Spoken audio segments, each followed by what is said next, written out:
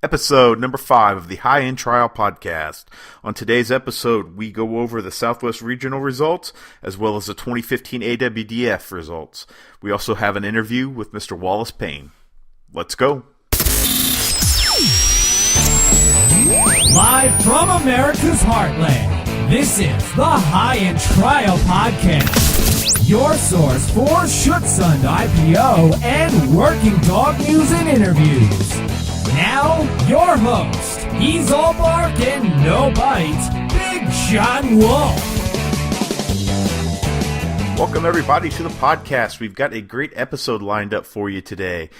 Before we get started, I wanted to invite people to go to my website. That's highendtrial.com, especially if you're a beginner. If you don't know what IPO or Schutzhund is, go check it out. There's a lot of good resources on there for you.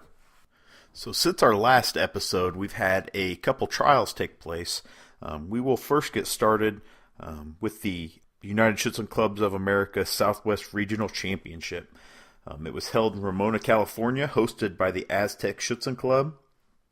The judges for the event were Andrea Duggan Jansen and Nikki Banfield. Helpers selected for the event, front half was Chris Taylor, and the back half was Tyler Plus. In this event, third place was Danny Craig and his Malinois Dewey. In second place was Rich Rosen and his German Shepherd Carrie. And the winner is David Green and his German Shepherd Wolfgang. So congratulations to those guys and all the other participants in the Southwest Regional. The other big trial was the 2015 AWDF Championship. The AWDF is the overall club that kind of encapsulates the rest of the breed clubs. So this is an all-breed championship. This year it was hosted by the St. Louis Schutzhund Association. The judges for the event were Frank McInnery in the tracking. Obedience was Geert Verlinden. And protection was Nathaniel Roque. The helpers that they selected for the IPO 3 level, the front half was Ryan White, and the back half was Wayne Singleton. So basically how it works is the top 5 teams qualify for the FCI Championship, which is the International All-Breed Trial. So our top 5, in 5th place was Chris Maverden and his German Shepherd Danger. In 4th place was David Green and his German Shepherd Wolfgang. In 3rd place was Julie Atchison and her Malinois Brando. In 2nd place was Bridget Carlson and her Malinois Mula. And 1st place is Ivan Balabanov with his Malinois Ebor. They ended with a 97 tracking, 95 obedience, 95 protection. The high tracking went to Bridget Carlson and Mula. High obedience also went to Bridget Carlson and Mula. And the high protection went to Ivan and Ebor. So congratulations to those folks who qualified for the FCI team, and we look forward to seeing your results there. So without any further ado, let's get into today's interview. Today on the podcast, we have Mr. Wallace Payne. I wanted to get Wallace on the podcast because he's been active in Schutzhund for quite a while. He's been in the sport since the 80s. And he's been competing on a high level for a large amount of that time. So he has a unique perspective that not too many other people can match. Wallace is a multiple-time national champion. He has excelled on the international level. Most recently, last year in the WUSV, he got 7th with his dog Greg. He was the highest-placing Team USA member. So without any further ado, let's get into it.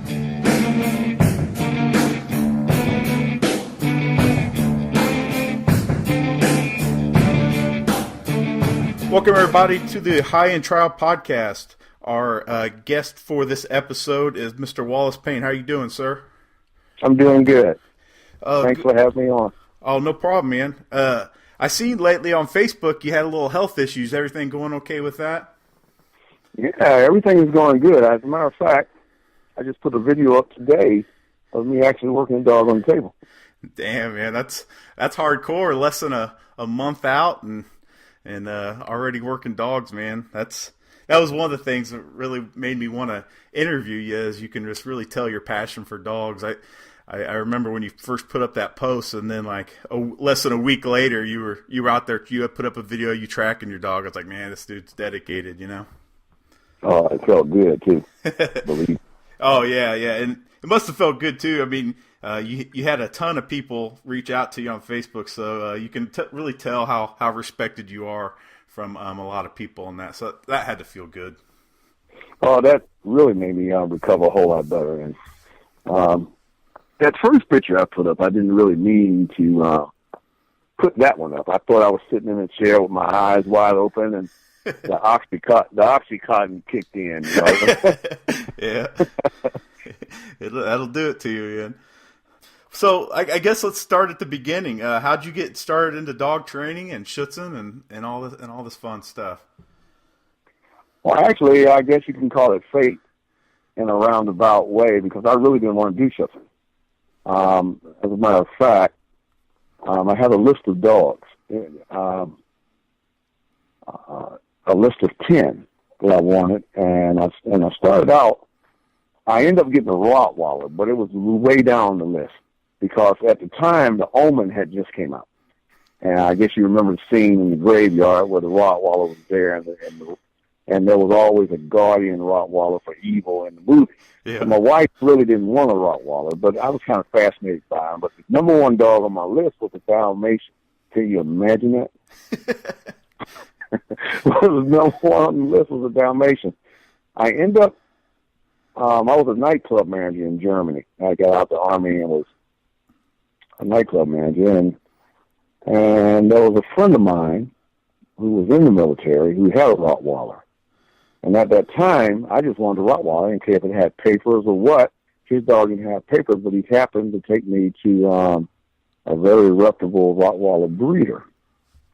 And I ended up buying a Rottweiler. And then, of course, I was out, walking around on the parade field at some point, and another GI came up to me, and he had a Rottweiler, and he asked me if I'd ever heard of Schutzhund or Schutzhound or whatever he said at the time. Yeah. And I had no clue. He said it was a training club. He invited me out. It took me a while to go. And when I went there, I noticed that they were doing a lot of bite work. And my wife was a little worried about a Rottweiler doing that type of thing. So for about a year, I didn't do any bite work. All I did was a DVG club. I'm still a member of that club to this day.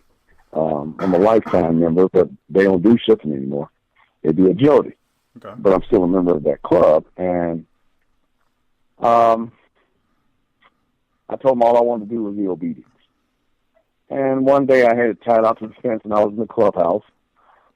And I noticed my training director at the time went out, and he started messing with the dog. And at that time, I didn't know what he was doing, and I didn't know how great that dog was at that time. And he worked the dog, and I saw him do some things, and they saw me in the clubhouse looking at him. I'm drinking a beer, and they came in immediately and apologized. I called them all kind of nasty names, and I left. Yeah. I left the club. But there was something inside me that says, hey, I got to be nice. That looked pretty good. And now you know the rest of the story. Nice, man. That was in 1983. Wow, 1983. So, I mean, you've been around it for a long time. And I mean, since then, you've been on multiple world teams. You've been on the podium on the world level. And you've been successful with a bunch of different dogs. What qualities do you have that you attribute the success to?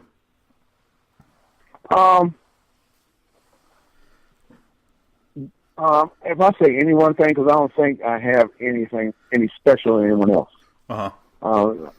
I think I have the ability to change. You don't. When I won the Nationals the first time, the USA Nationals in 2004. And I came back in 2013 and won it again with a different dog. Mm-hmm. You can't stay the same. And then I had a lot of success in between that with different dogs. You can't stay the same and not adapt to the new changes. Now, I'm not saying that I'm into all the globe-trotter kind of training there is, You have to know some tricks. You know, I consider myself like a tournament pool shooter. You know, you don't see those guys, you know, when they go to tournaments trying to do a lot of tricks. They want to get straight in shots. So I'm very direct in my training. And you know, when I do something, it's, you know, I'm kind of like the San Antonio Spurs opposed to the Harlem Globetrotters. And I'm not taking anything from the Harlem Globetrotters. They know a lot of tricks, and they have to know the fundamentals. I'm straight fundamental. Yeah. And so, but I have, you know, changed over time.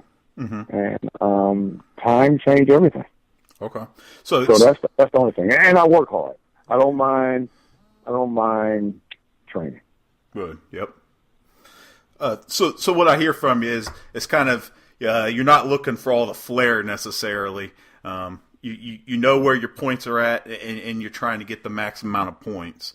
It doesn't always have to be the prettiest or whatever, but it gets the job done. Well, I want the prettiest. Yeah. But you have to be strategic if you're going to compete at a higher level. Okay. You have to know what your dog can put out. You have to know where you can lose your points. Like today, for instance, I have a good friend, a client that's going to the Working Dog Championship, and he's struggling getting the dogs to scent pad. So I called one of my judges buddy. I said, if you get up real close to the scent pad, and you being a butthole about it, how many points are you going to take? He said 1. Well, I want him to be a real bad butthole, maybe 2. And the dog tracks fine. Yep. He tracks fine. So I told my friend, I said, when you go to WBC, take the hit. Yeah. Get close to the scent pad and say Zook. So, you know, you have to understand where to lose the points. I do believe in showmanship. If you watch any of the videos, you'll see me do some things to impress the judge. It don't get points, but it does impress the judge. Gotcha. But I want to make sure my dog can do the exercises more than a bunch of tricks. Yep. Okay. Cool. So you've talked about how changing is very important. Kind of going into the sports side of it, how do you think the sport has changed since you've been into it? Has the quality of the dogs and the training gone up, or what's your insight on that? Well, from a technical point of view, it's changed a whole lot. You know, when I first got into the sport, you know, you didn't have to worry about dogs paying a lot of focus.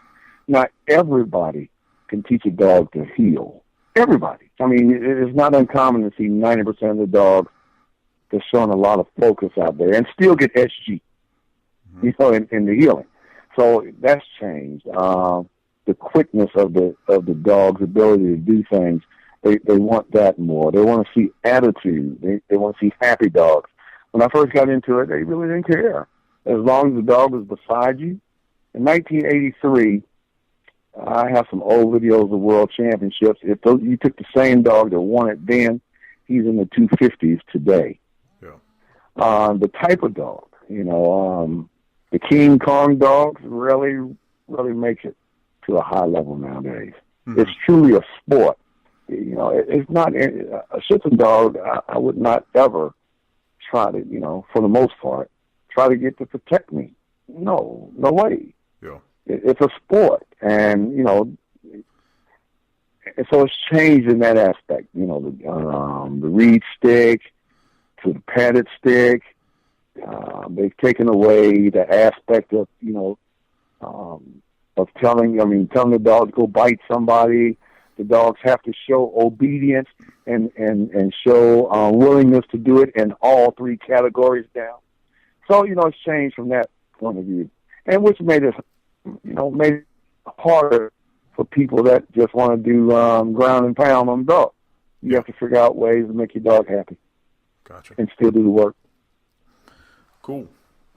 Well, I kind of first heard about you, Wallace. I had a little Malinois a couple years ago that I was showing. I had just made it to the national stage. I was having some issues with tracking, so I asked a few people I respected, and your name came up a couple times. Hey, you should go down there, work with him in tracking. He's the man, you know. Unfortunately, that dog died on me soon after, so I never got the chance to work with you on it. But could you tell me a little about your tracking training and maybe what makes it a little different from everybody else? Well, I force track. my competitive dogs, but we'll get back to that in a minute. I also teach my young dogs from the beginning. When I say young, I mean young in terms of tracking. It could be 2 years old and never tracked, or it could be 8 weeks old and never tracked. I teach them footprint to footprint tracking. And I put hot dogs at the tip of each footprint, and I show them where to go. And I increase it over time. One of the things I want to tell you is that I do not train by numbers. And what I mean by numbers is how long, how much, how many. I train the dog. It could be, people ask me all the time, well, Wallace, with my new dog, how long is it going to take you to put a 3-on dog? I don't know. It might take a couple of years. It might take a couple of months. I go as fast as the dog let me. Okay. But getting back to the tracking, I teach them with food. And I want my dog tracking accurately.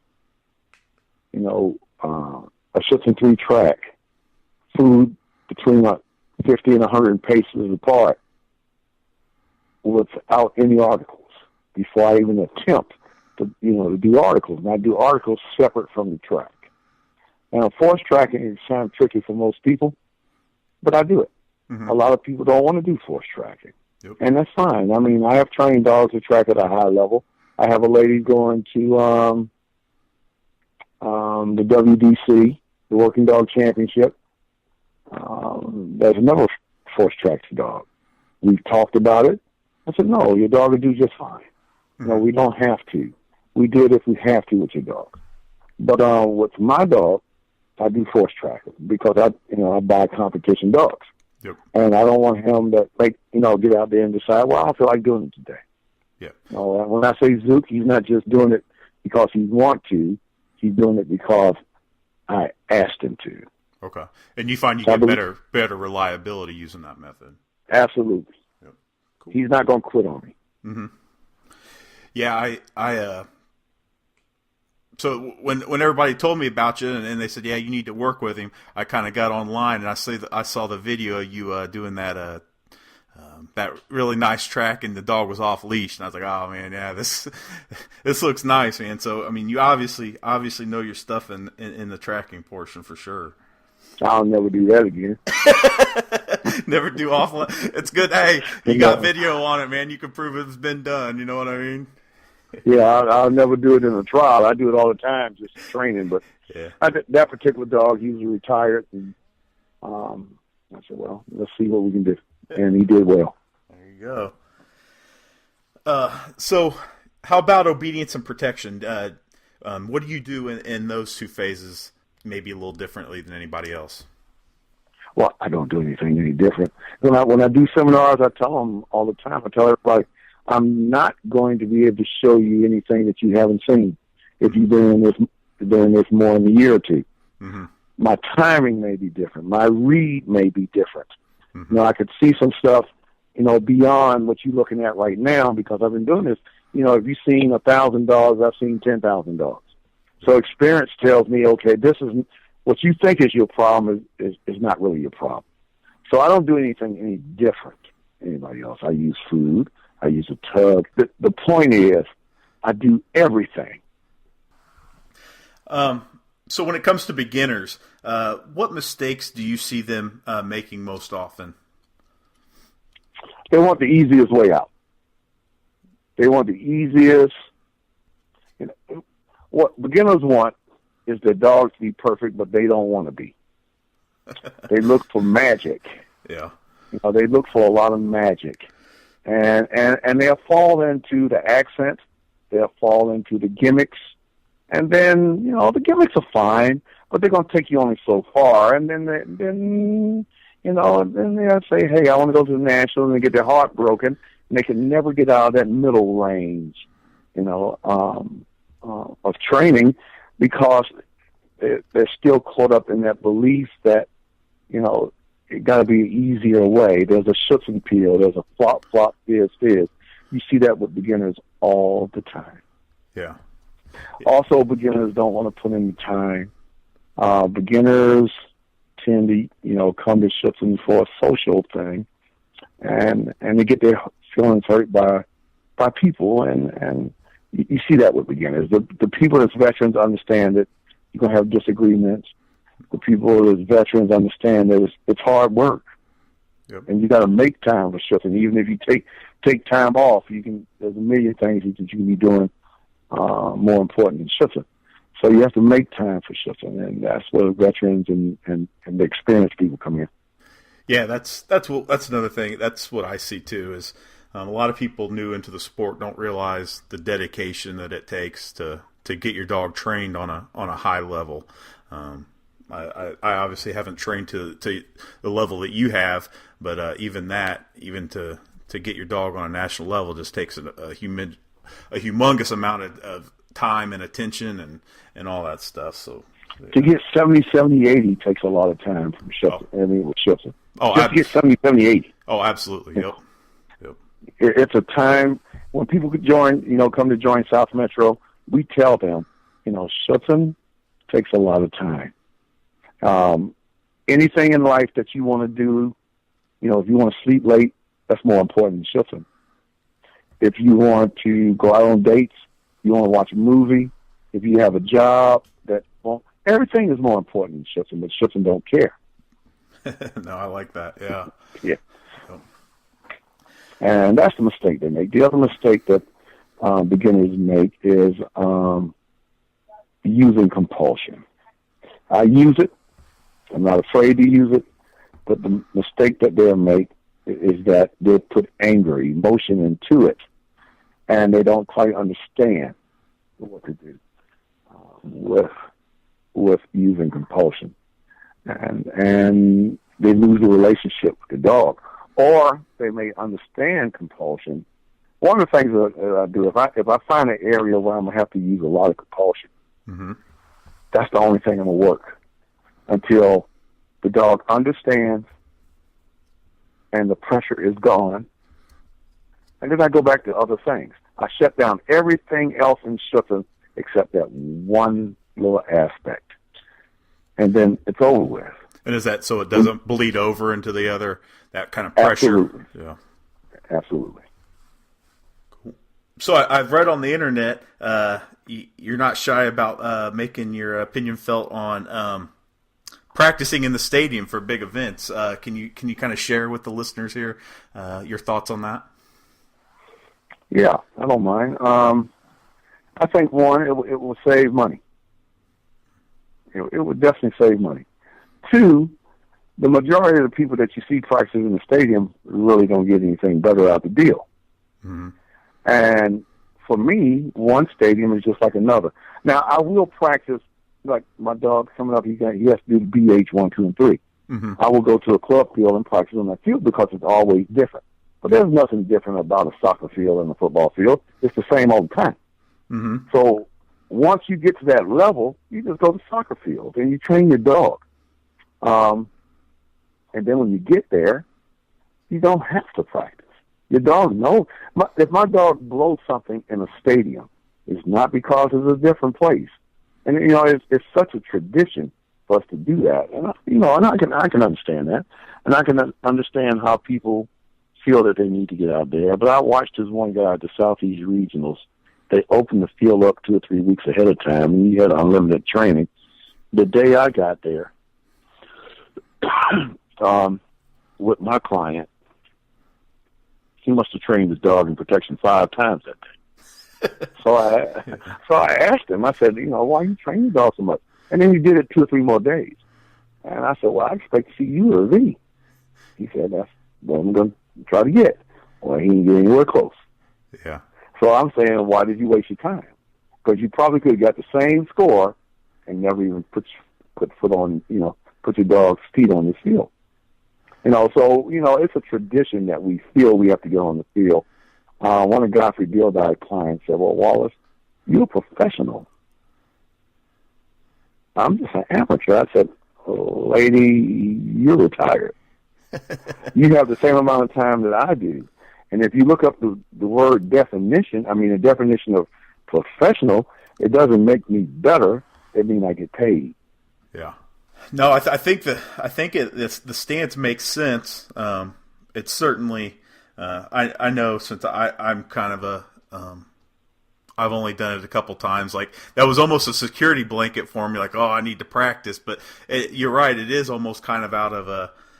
Did it really affect anything in the end? I doubt it. I got the points that I was probably going to get with or without the practice. So, and ultimately, if I didn't, then it's a hole in my training. So, absolutely.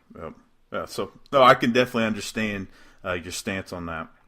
And I can understand why people want to do it too. It makes them feel good. But for the most part, the dog go out there and screw up. You got 5 minutes of training. You can't fix it. So now you're really bent out of shape. You know, you go somewhere else to try to fix it. And then if you have the belief that it's a new place, then when you come on the field the next day in front of the judge, you're nervous because this new place, you never fixed the problem. Chances are he blows the send out, you know. Yeah. But my dog came in 7th, and I didn't practice at the World. Yeah. Wow. So, that aside, if you were made the king of Schutzen for a day and you could change anything, what would you change about Schutzen? When you sent me that question, I've been thinking about it ever since. You know, I don't think I would change anything about Schutzen, except the part I just told you about the practice. If you take practice out, it would make, it would blow people's minds for a minute, but it would make them better dog trainers. And in this country, we would adapt quickly.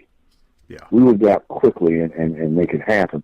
But other than that, I wouldn't change anything. I mean, there are some things that they took out of the sport that a lot of people think is, some of the old timers believe that it watered the dogs down. And there's other things that, I'm going to play the cards as dealt. Yeah. And I enjoy playing Schutzen, no matter how they deal the cards to me. So, I don't think I would change anything. Okay. Yeah, that's the few people I've interviewed for this and asked that question. It's pretty much been all the same. I think that's kind of the mentality of the high level trainer is, hey, you tell me where the points are at, and I'm going to go get them. Versus complaining and worrying about what rules they changed it. So if there's that was all the questions I had for you. Is there anything else you'd like to tell the listeners before we end the call here? Yeah, I like to tell some of the novice people when they're picking people to train with, look at their experience, look at what they've done, look at what people have done around them. Don't just look at the magic. Look at where they can take you. They don't have to take you to higher levels. You just have to be happy with where they can take you.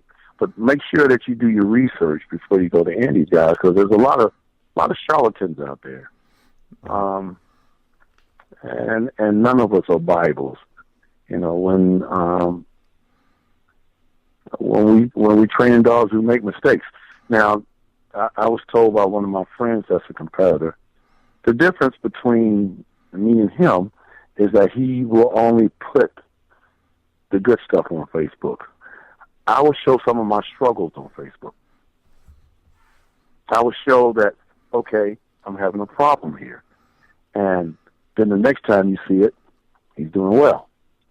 So I want people to understand that Schutzen is not always going to be easy.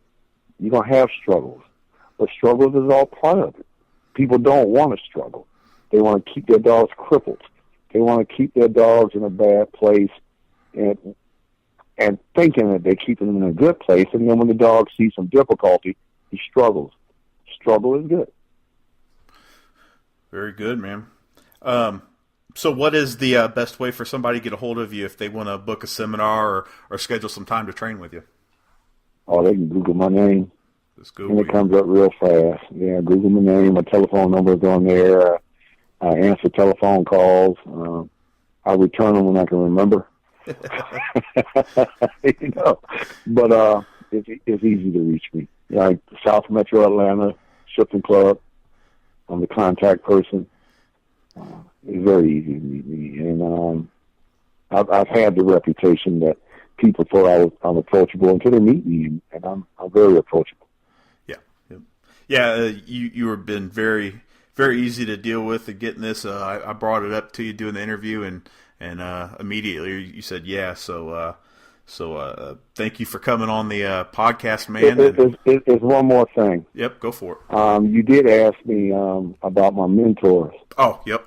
I have many. I'm going to name a few. Pierre Wurstrom, Gary Harahan.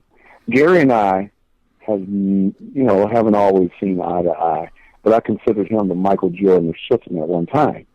The basis of what I learned from tracking, I learned from Gary Harahan. Helmut Reiser. And then there's a score of people I admire. Debbie Zapier, I will quote her a lot in my seminars. T. Floyd, Dave Croyer. And I don't want to leave out anybody, but there's a lot of people that have influenced the way I think. Debbie single-handedly changed the way I thought about a clicker, whether she knew it or not. I had her for a seminar at the club, and I watched her, and she single-handedly just changed the way I think about a clicker. I think she's a great dog trainer. I like beating her when I can.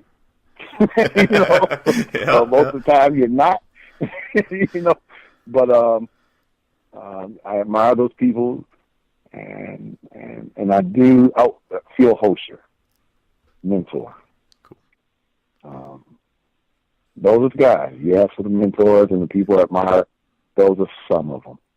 Well, very good, man. I mean, that's a pretty good who's who of Schutzen, man. So I'm sure a lot of those people would also say your name when asking about mentors. So I appreciate. This is uncensored, right? Yep. They might say my name along with son of a bitch. Well, that's okay too. If they're saying your name, man, that's all that matters, right? Okay. All right. Well, thanks, Wallace, for doing the podcast, man. Really appreciate it, and I think the listeners really like it, man. All right. Thank you, John. All right. Bye. Take care. So that was the Wallace Payne interview. Thank you, Wallace, for being so open and willing to share some of your knowledge. I will have his information on the show notes for this podcast, so you can go to my website, highendtrial.com, find the webpage for this podcast, and it'll have his contact information, email, and his website information. That's all I have for you guys on this episode. Thank you guys for listening, and we will see you on the next episode of the High End Trial Podcast.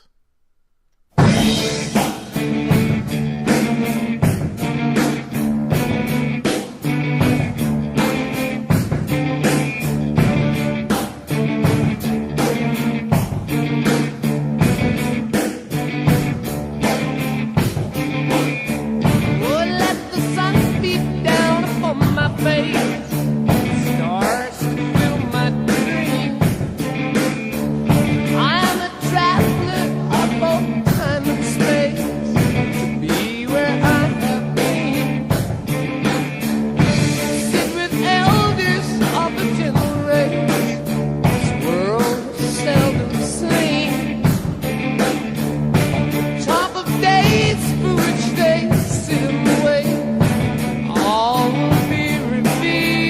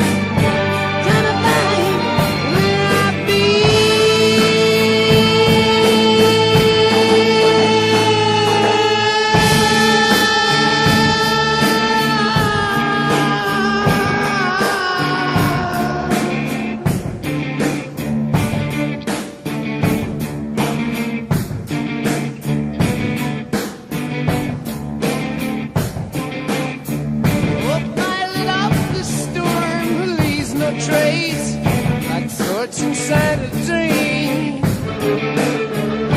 With the path that led me to that place, yellow desert scream.